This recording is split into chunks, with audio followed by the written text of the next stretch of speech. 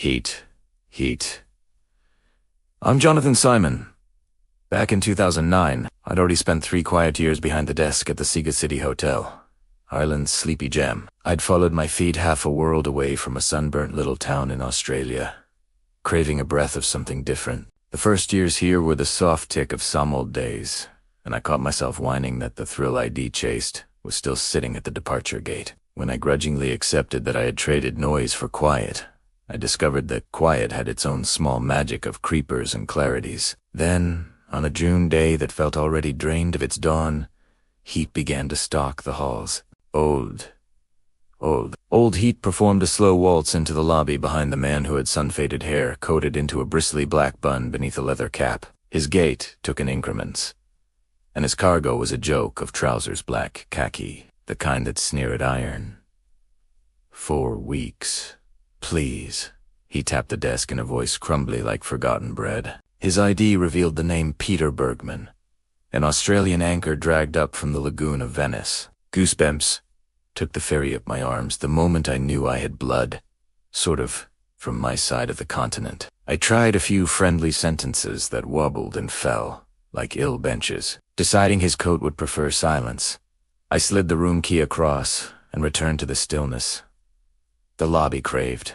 The next morning rolled in like clockwork cafe staff, ground beans. Luggage carts rattled through the hall, and the scent of fresh muffins filled the lobby. Around 8:30, I noticed Peter Bergman again. Same faded jeans, black hoodie, same chalky sneakers, and this time a tiny purple bag that hung from his wrist like a unwilling sidekick. I marked the time in my mind, like a kid checking the back of a cereal box for the next secret decoder message. He vanished. Doors side closed behind him, and I jotted his absence into the usual list. Guests checked in, found phones, lost watches. I would have forgotten him if I had done tea. Glimpsed him again exactly 7.5 hours later, that same purple bag still in tow. Days trickled on that way. He slipped from the lobby to the street, while the iguanas on the sidewalk wanted nothing but morning sun, and he always came back after the sun dropped behind the building.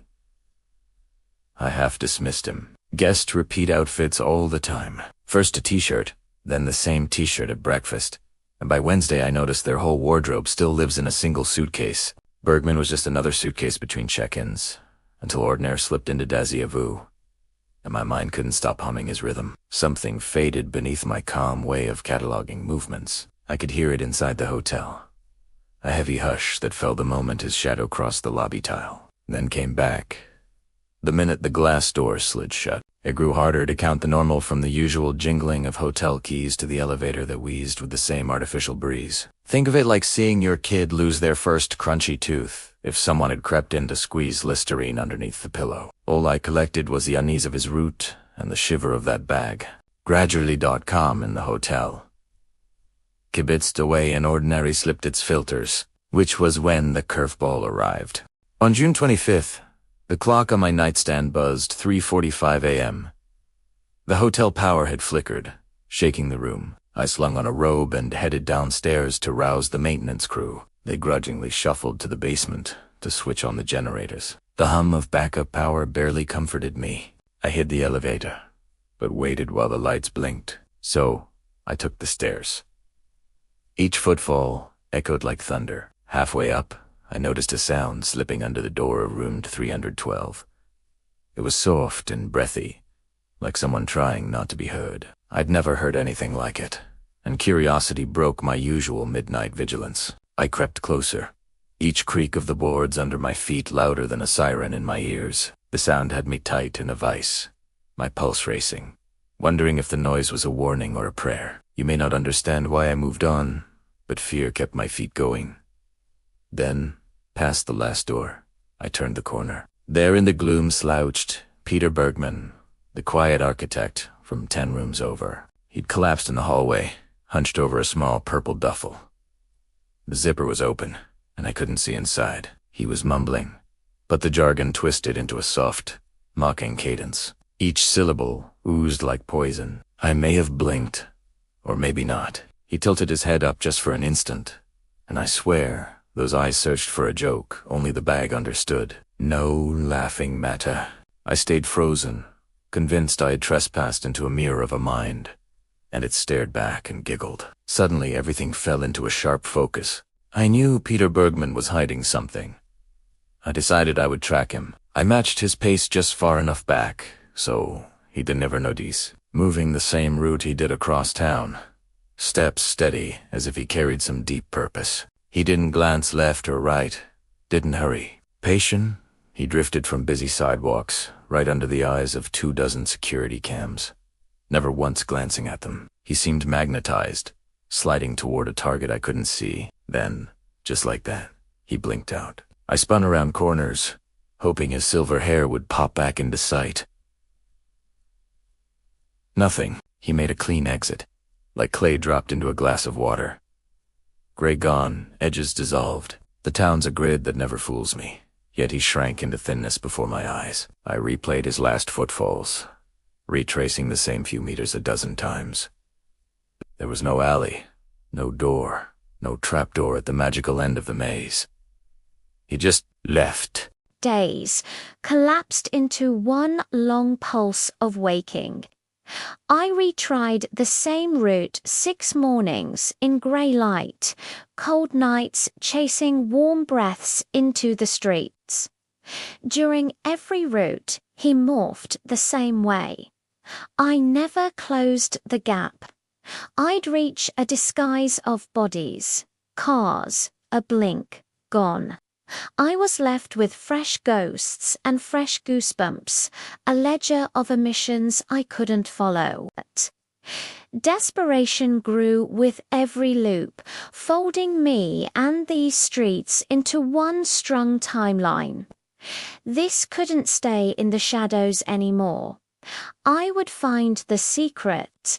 I would always tell myself that this week would be the last I waste on Bergman, that I would finally let him go.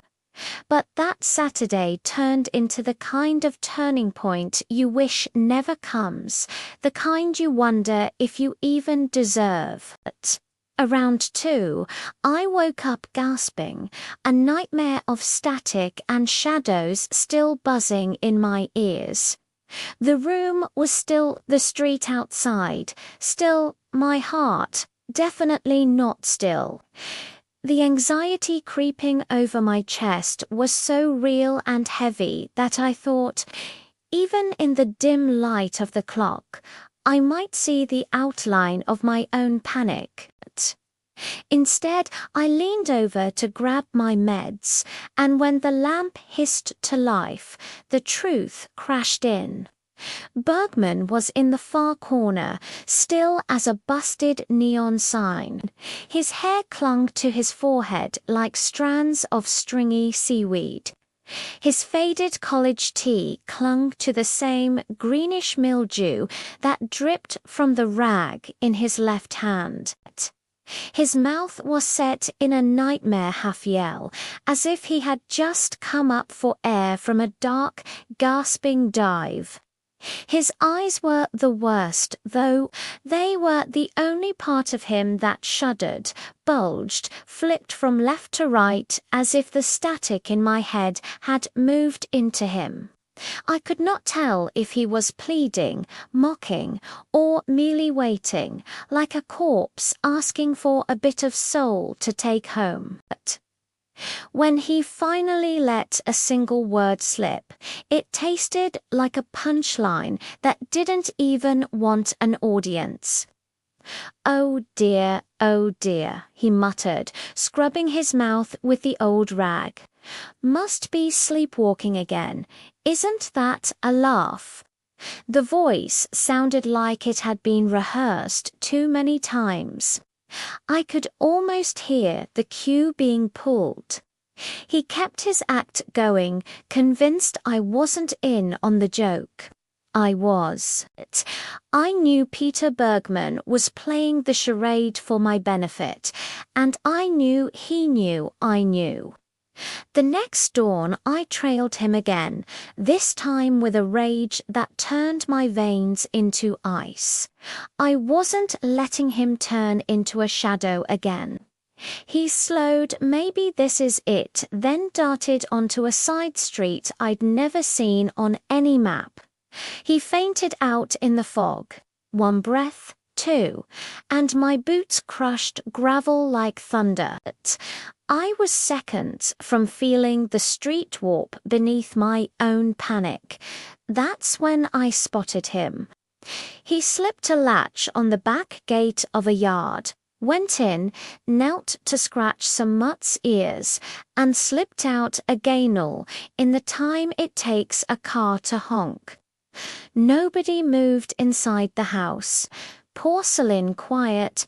Every nerve whispered danger, and, against better judgment, I pushed the latch and slipped in after. What I saw in that yard would plague my thoughts like a ticking clock marked with those 3 quiet footprints pressed into the dry soil. A dog on a chain gnawed at a hunk of something strange, something my gut told me wasn't right. When I got close, the horror hit me part of a human head, fractured skull, wet brain, crimson, and lazy maggots. I staggered back, the colors swirling, bile burning my throat. I bolted, and yells rattling down the empty street. The cops showed up fast.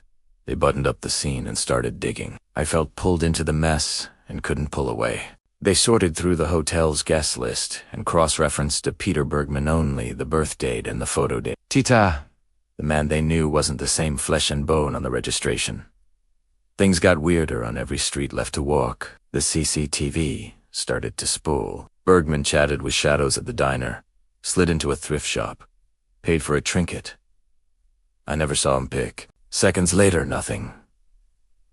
1 minute he's ordering. The next, the hallway swallows him. Then, at home on my desk, a ragged scrap of paper waited, my name as a border and strange lettering crossing the page. I turned it over, hoping for sense, my fingers shaking. I will miss our long walks together, Jonathan. Even now, the questions linger. Who exactly was Peter Bergman? What brought him to the sleepy little town of Sieg? And why did he leave so many secrets scattered like breadcrumbs on the forest floor?